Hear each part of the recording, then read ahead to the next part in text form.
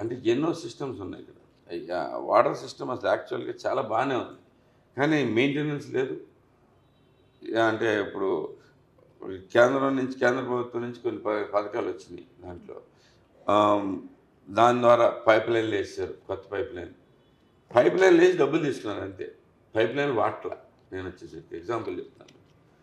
అది మా పైప్ లైన్లన్నీ వాడకంలోకి తెచ్చి టార్గెట్లో తీసుకుని వచ్చి, ఇంతకుముందు నీళ్ళు నల్లగా ఉండే నీళ్ళు ప్రతి ఒక్కరికి మంచినీళ్ళు అవసరం అనేది అది ప్రాథమిక హక్కు అని చెప్పేసి వాళ్ళకి గుర్తించేలా చేయగలిగారు.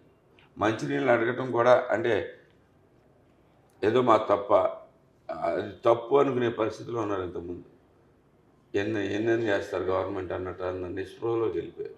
అలాంటిది ఈరోజు మంచినీళ్ళు ఎక్కడైనా కానీ కొద్దిగా వాటర్ ఎక్కడన్నా తేడాగా ఉంది అంటే వెంటనే రిపోర్ట్స్ వచ్చేస్తాయి.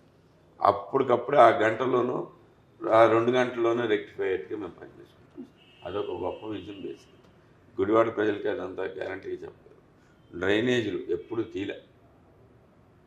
నేను వచ్చేసరికి డ్రైనేజెస్ చూస్తే అసలు డ్రైనేజ్ మీద జనరల్గా వాక్ చేసి వెళ్ళిపోవచ్చు, అంత దారుణంగా ఉంది.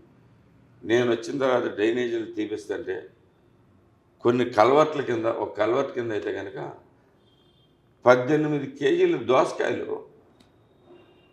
దోసకాయలు పండితే వాళ్ళు కోసుకుని వెళ్ళిపోయారు. అంటే డ్రైనేజ్ కింద, డ్రైనేజ్లో ఒక కల్వర్ట్ కింద. Coming from a